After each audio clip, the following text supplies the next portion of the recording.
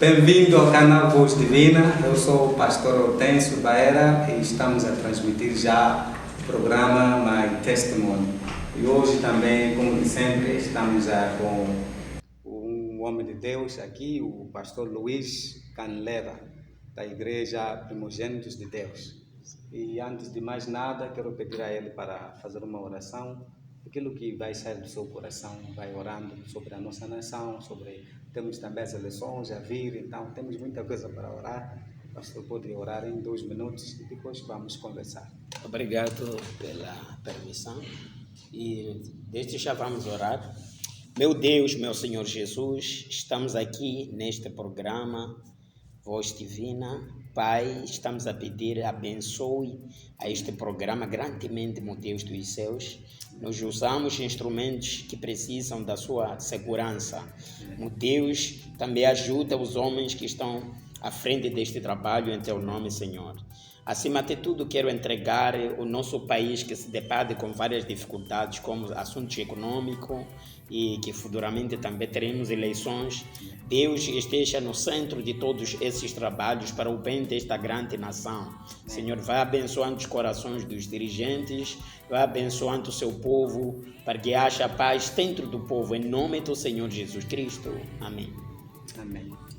Quero começar por agradecer, Tentamos umas 2, 3 vezes para ter o pastor aqui, mas como a Bíblia diz, na hora certa Deus faz as coisas acontecer. Creio que este é o dia que o Senhor marcou para estarmos juntos no programa, então agradecemos a Deus.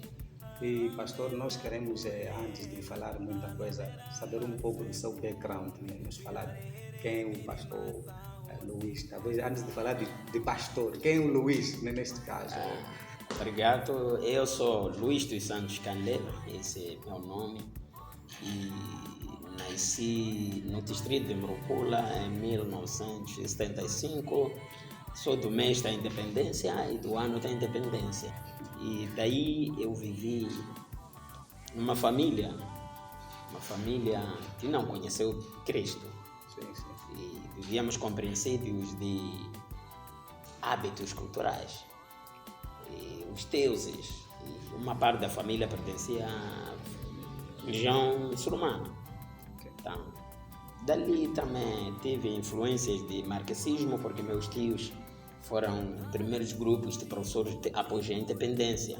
E naquele tempo, nosso país era regido pelas leis de socialismo. Então, também eles, sendo professores, tinham aquelas disciplinas de educação política e que no seio da família também nos influenciavam a pensar de forma política, de forma de ateísmo, que não tinha muito nada a ver com a fé cristã ou assuntos de religião. Sim. Okay.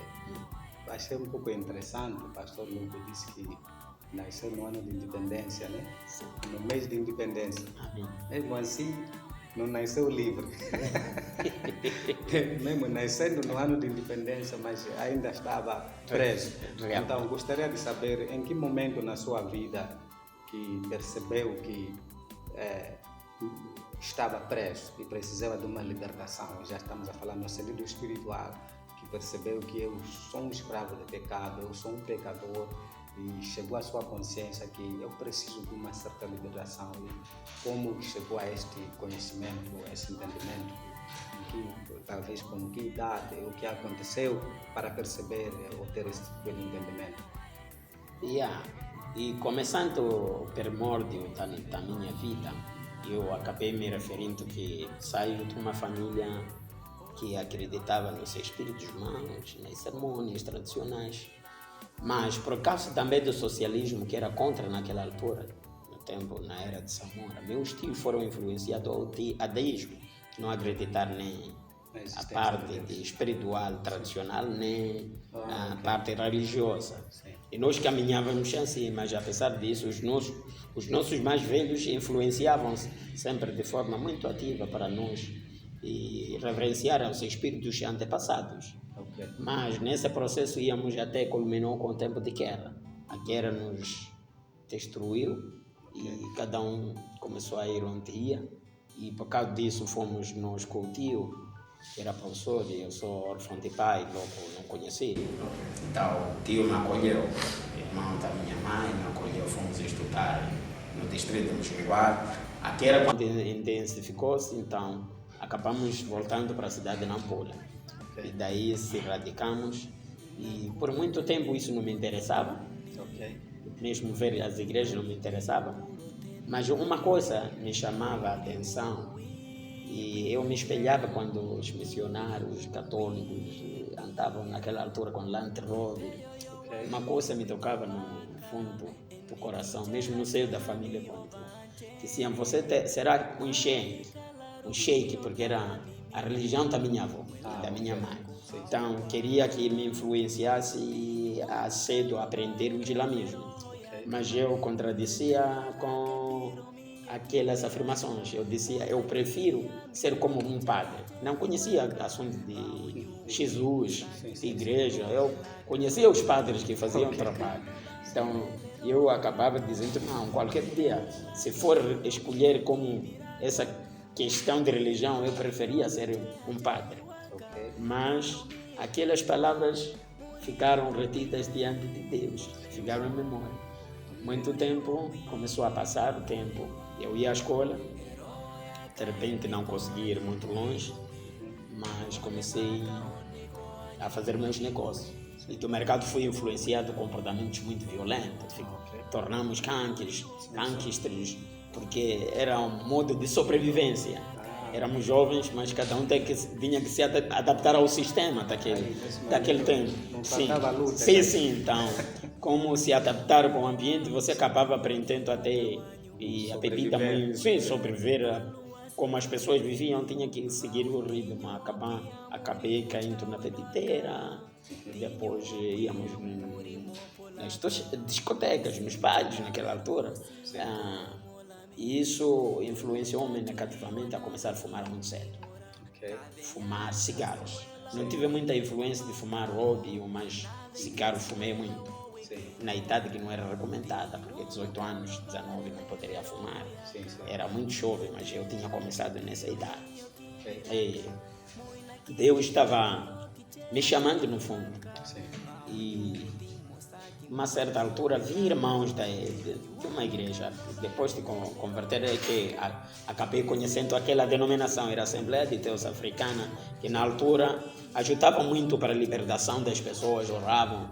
Aquilo me despertou a atenção, mas não foi a questão que foi logo de repente. E o que aconteceu, um nosso chefe da Kianki, éramos comerciantes, mas também éramos jovens. Só para esclarecer, quando está a falar de gangue, está a falar dos bandidos. Sim, exatamente. Para as pessoas entenderem. Era teu chefe. Sim, era um chefe. Ele tinha influência cristã. Como assim? Só havia abandonado. Mas mais tarde ele voltou a reconciliar-se com Cristo na igreja dele. Já todos nós éramos grandes, cada um começou a mudar um pouco de comportamento, fazer coisas com responsabilidade. Então ele foi o primeiro, entrou na igreja, voltou na casa do pastor dele, eu não sabia isso. Mas ele começou a convidar a mim, dizendo agora não é para brincarmos mal e na bebida, é para arranjarmos um caminho que vai nos ajudar. Então, primeiro eu já não fazia questão, porque a minha mente estava influenciada sobre ateísmo no seio familiar e depois distanciamento de Deus no seio dos amigos, de elite que eu me introduzi. Mas levou muito tempo mesmo, ele a lutar no sentido de eu aceitar. A uma dada altura, em 97, e veio um homem da Beira, que era pastor daquele ministério de forma denominacional. Veio um pastor, então ele aproveitou e disse, vá amigo, esta noite você tem que ir participar. Há um encontro que teremos com um pastor que vem da Beira. Naquela altura nós no norte estávamos um bocado atrasados. Pensávamos de pessoa da Beira, do Maputo, tinha novidade em todas as áreas. Aquilo me convenceu. Se é um da Beira, vai me dizer coisas novas. Uma coisa nova. Então, eu acabei instruindo aquele meu irmão, aquele amigo. Quando chega lá, não me apresentar. Eu não quero que me apresente no primeiro dia. Então, Agora ser descoberto. não ser descoberto, que ele já começou, porque para mim era sítios de matrecos, Ok. pessoas fragas. Sim. Então, realmente aquele aceitou o meu fizemos contrato. Não vou te apresentar, mas vamos lá. Fomos lá. Eu lembro aquela palavra que aquele homem de Deus deu.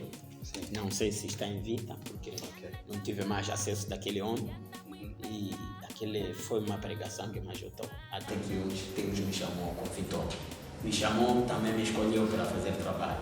Porque ele pregou muito, porque naquela altura o nosso pastor, na altura era o pastor Romano, que é meu pai espiritual, e tinha muitos jovens, começou a evangelizar os jovens. Então, também o tema daquele pastor que vinha da beira, ele introduziu sobre Samuel, chamado Samuel. Samuel. Profeta Samuel, o chamado, porque Samuel era jovem, e vejo que era estratégia para nos encorajar nós, porque a maioria daquele grupo eram jovens. Então, mas ele direcionado. E aquela mensagem me marcou. Dali, hoje não esqueço. Posso contar com detalhes, mas de 97 para hoje. Então, dali eu levei sério. Comecei a pensar e meditar aquela mensagem. Então, será que eu posso ser como Samuel? Eu gostaria, já comecei dentro de mim. Deus já estava chamando. Sim, eu posso ser como Samuel? Quer dizer, Deus já vinha chamando há muito tempo, mas sim. começou a ter noção da voz. Sim. Desde aquele então, dia. posso ser como Samuel, como aquele pastor ensinou. Eu não conhecia nada de Jesus, bem, nem nada, mas cativou-me aquela mensagem. Dali, e fiquei a ser instruído por... Havia alguma coisa que me dizia, você precisa de Deus. E comecei a fazer meus negócios, construir casa e constituir a primeira família, a minha família. Éramos jovens, se casamos, se conhecíamos mesmo naqueles boates, se casamos, comprei casa para vivermos, mas vivia perto de uma igreja católica. As pessoas que vinham fazer aqueles catequeses ficavam em volta da minha varanda, me incomodavam muito. Não gostava porque já não queria ouvir mais. Já. Então, mas, certa altura, depois de algum tempo, certa altura sonhei. Estou a dizer, pastor. Deus falou através do sonho. Eu naquele dia estava bêbado. Como eu oteava aquela igreja, estava bêbado passando. E eu estava a sonhar enquanto bebi. Eu sonhei enquanto aquela gente estava na varanda da igreja a desenvolver suas atividades de culto, de programas da igreja. Eu vinha bêbado a cambalear de um lado para o outro. E de repente eu comecei a dizer, vocês estão se enganando, porque também vocês são como eu. Da minha imaginação, porque eu via que aqueles irmãos católicos também no fim do cabo bebiam como eu. Não havia nenhuma diferença. Eu dizia, vocês estão se enganando, isso é sonho. De repente, quando virei naquela cruz, os templos católicos têm uma cruz, né? Lá, no centro do templo. Quando virei para cima, vi uma forma angelical a descer do céu, branquinha, que eu de repente caí semi-morto. E quando acordei, voltei, vi aquele anjo pedir 1000 favores que não morresse e ia começar a obedecer o evangelho. Estou a dizer, pastor, isso me marcou. Estou a imaginar como foi. Então, de repente, acordei. Quando acordei, já naquele dia, né, aquele álcool que eu tinha ingerido, parecia que desapareceu. Aquela noite fiquei a estremecer, não dormi. Dali passei quase 30 dias sem tomar, por causa daquela figura que eu vi. Então Deus começou a tocar que tenho que voltar para aquele meu pastor. O primeiro pastor, naquele experiência de 6 meses. Já eu tinha a primeira criança e a segunda criança. Então, um dia no domingo chamei outro irmão chamado Pacílio, que fomos o mesmo grupo, também tínhamos desistido do caminho do Senhor.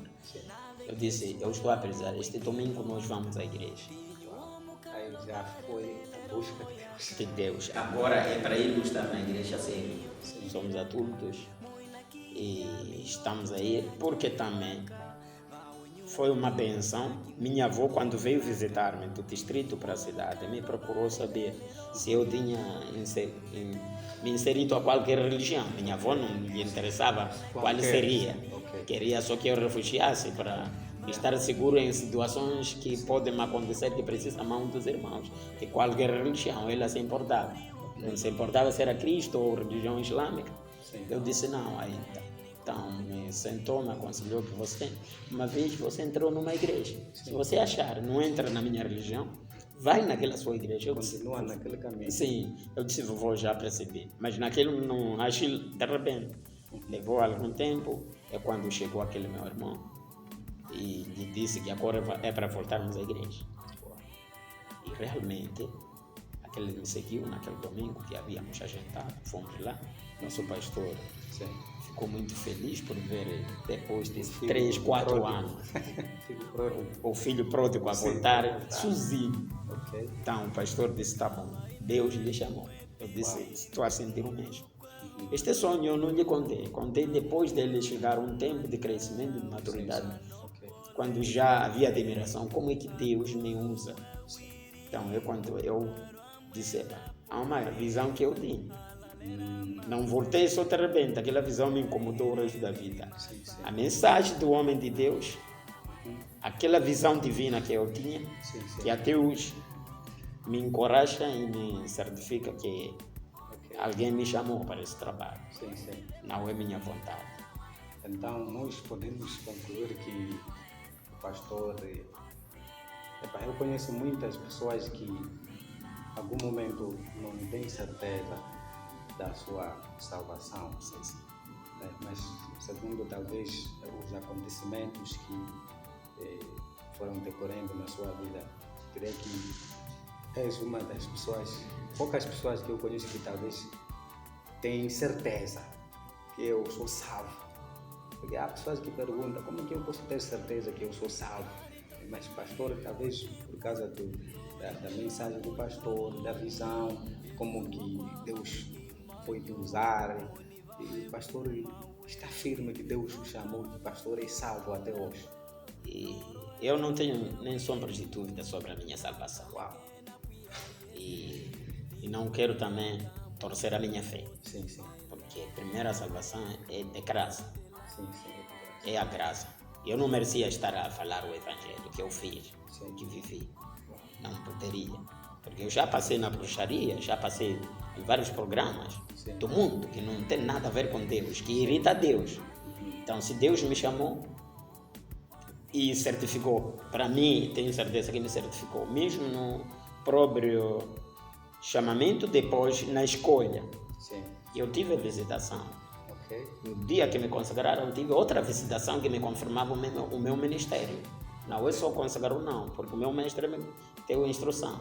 Se você não tiver uma visão qualquer, é porque alguma dificuldade. Você tem que ter visão, vir compartilhar comigo. Se é Deus que te chamou. E realmente tive uma visão. Isso vai me levar para uma outra questão que talvez pode ser uma batata quente, né? Nós hoje em dia temos acompanhado muitos ministérios, igrejas que surgem aqui para aqui, e muitos pastores que se intitulam pastores, apóstolos, evangelistas. De repente, na sua opinião, como que podemos dizer, como é que uma pessoa pode ter a certeza que tem um chamado pastoral, principalmente? Porque outra coisa é ser chamado para ser cristão, e outra coisa é ser chamado para um ministério, para servir como pastor, como evangelista. Será que é uma coisa que uma pessoa só decide, ou alguma coisa deve acontecer para dizer sim, eu devo andar nesse ministério, ou devo seguir esse ministério pastoral, ou evangelista, ou apóstolo? Parece que hoje em dia todo mundo é pastor, é apóstolo. Às vezes assusta Profeta. as pessoas, sim, profeta. Os pai. Sim, é um pai. É um pai. Nós gostamos disso, né? Esse nome, como assim? Mas, biblicamente, como que realmente uma pessoa pode chegar a ter certeza que não, eu devo ser pastor? E qual é o processo? Eu não queria falar primeiro de forma bíblica. Ok. Eu quero falar da minha experiência. Ah, que bom. Primeiro, a coisa que não me meteram, que não quero esquecer. Sim. E eu, quando fui na igreja, não fui naquele dia que me entreguei. Lembro, estou a dizer que voltei decidido, que me entreguei para servir a Deus. A primeira coisa que sabia é que o mundo vai terminar, a qualquer altura. Ok. E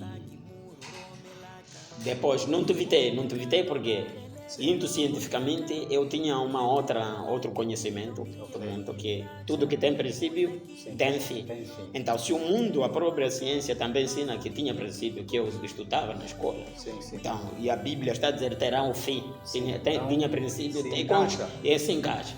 Então, eu vou na igreja para me salvar e herdar o reino de Deus, pela qual Jesus, que morreu na cruz, que eu vi em 6 meses, que no fim vai providenciar uma boa vida, que não terá sofrimento. Vim, e é isso que não me choca. E nem me vira para eu me virar. Mesmo que alguém diga não seja pastor, ou Deus hoje diz, parou o seu ministério, eu não vou ficar muito irritado, porque vou fazendo outros trabalhos a esperar para herdar o reino de Deus. Mas o pastor está dizendo, na minha experiência antes da Bíblia, na minha experiência, eu estou a dizer, há um sentimento de revolta. Essa é uma das maneiras que eu senti chamar. Sentimento de revolta dentro de mim, que certas coisas não são feitas de acordo à vontade de Deus, ou certas pessoas não servem a Deus por causa de próprio servir, de coração voluntário. Servem por interesses. Falou a palavra certa, o coração. Está vendo? Então, por exemplo, quando você serve para criar uma oportunidade para sair fora do país, esse não é servir a Deus. Se serve para ter um ganho, está vendo, pastor, um ganho, ou um crescimento, uma oportunidade que vou apanhar por meio da igreja. Quando eu for um pastor ou um líder, isso não é servir, porque não pode criar expectativa, porque o que eu sei, não quero colocar expectativa, porque pode não acontecer. E eu, em que momento vou estar? Vou ficar desanimado. Eu tenho que servir independentemente o que acontecer. Estou no sofrimento, estou no bem, estou no mal, eu tenho que manter. Não é estou no sofrimento, hoje estou bem. Ou estou bem, é que me sinto servir. Tá vendo? Estou no sofrimento e Deus não está comigo. Isso não é chamado. Tem que começar do coração. Sentir, independentemente do que está a passar, o que você tem que sentir a vontade de servir e de fazer parte de homens de Deus e feitos nesta terra. Agora, na Bíblia tem vários termos. As pessoas eram chamadas de voz viva, eram chamados por sonho, eram chamados pela indicação de pessoas que tinham essa autoridade, como os profetas. Estou a falar sobre Elias e Eliseu, tinham várias fórmulas boas. Agora, hoje, os pastores podem nomear sob direção de a bondade do homem. Está a ver o caráter de um homem, um jovem na igreja. Os pastores podem se passear com o comportamento da pessoa, que não sei, que pode ser chamado ou não. Os pastores de hoje podem. Mas também há os grupos muito emergentes. Esses grupos emergentes de vários pastores, profetas e sonhadores e outros encantadores e com situação de drama só. Então, o que acontece? As pessoas, muitas delas, são pessoas que pensam, já aprenderam, não querem se humilhar diante dos seus líderes hierárquicos, pensam que o líder não é aquele que servia a lhe dirigir, ou tem uma parte inclinada ao erro. Tem uma visão maior, já entende melhor de Deus, Deus fala comigo, essas coisas. Então, não, já não pode. Eu, lamentavelmente, eu como pastor estou muito triste nessa situação. Porque, pastor, se eu tenho um dom, a igreja tem que ter 9 dons do que aprendi para funcionar, as igrejas mesmo, porque tinha 9 dons. Então, esses 9 dons têm que existir. Se, por exemplo, eu tenho o ministério de curar, e depois só por curar eu não quero estar com o meu pastor, quero abandonar, fundar um ministério, não me chamam só porque eu sei que tenho dom. As pessoas virão ao meu lado, muita gente, porque o meu pastor não tem dom de curar. Estou a dividir a igreja, não estou a concentrar. Porque o outro também que tiver dom de expulsão de espíritos maus, o que vai acontecer vai fundar. Então, acaba as igrejas que temos atualmente não tendo centralização dos dons. Por isso que o povo de hoje já começou a acontecer a era de Oseias, que pessoas correrão de um lado para o outro. Sim. Hoje está a ouvir, as pessoas estão a ouvir, um profeta lá que tem curas. As pessoas já saíram da sua igreja e estão a ir lá. Depois já ouvir, não, há outro que só que profetiza hoje mesmo, tem um carro. As pessoas correm para lá. Hoje já as pessoas viraram a fé, já ninguém está a virar bruxo. Sim. Estamos a ouvir oportunidades, mas essas pessoas, eu creio que podem ter o seu chamado, mas que pode ser duvidoso. Sim, sim. Quais são os interesses? É a salvação das almas. Se puderes ver, pastor, lá dentro da igreja, está preparado para administrar a igreja inteira. Sim, sim. Porque o que eu sei, a igreja não é pregar. Sim. Tem vários ministérios dentro da igreja. E se formos lá, medir o gráfico, vamos ver o nível de cuidado do rebanho, instrução do rebanho. Temos aquelas partes que tem que assistir professores, outros que treinam para uma igreja. Será que está a fazer igreja ou está a fazer cruzadas? Está a ver? Sim, sim. Então, às vezes as pessoas esses se notam depois de começar o trabalho. Depois se notam que não tem esse chamado. Há de ver. As pessoas, quando não têm um certo chamado, eles vão mudar os cargos período em período. Hoje é chamado profeta, depois de algum tempo, não sou profeta, sou um apóstolo. Sim. Depois passa para um mestre. Sim. Depois, porque não tem um chamado fixo. Ok.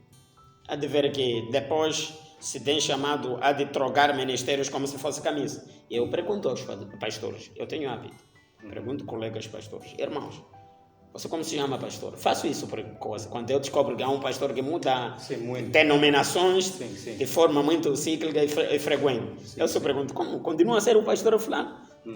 Tenho amigos na cidade. Ok. Tenho essa graça de ser conhecido com vários pastores. Sim, sim. Eu pergunto mesmo, os mais idosos, que têm muita experiência de pregação, Sim, sim. só faço isso para despertar a atenção. Pergunto, pastor, continua a responder por nome de, supomos, pastor Sim, Hortêncio. Hortêncio. E certamente vai me Sim. responder que sou Hortêncio. E eu digo, agora o ministério como é? Mudou? Sim.